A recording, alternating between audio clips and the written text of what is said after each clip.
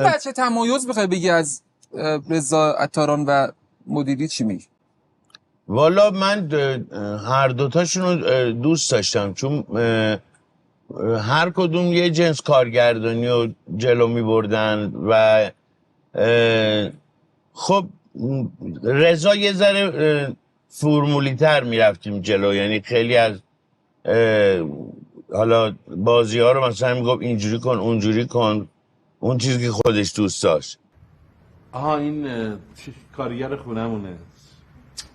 بیا پایین آقا، بیا از ماشین پایین.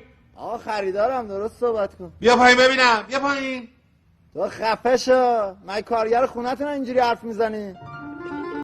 مهران مدیری آزادی بیشتری میداد. دنی جان ببخشید، این واحد ما به اصطلاح این ویدیوش خوبه.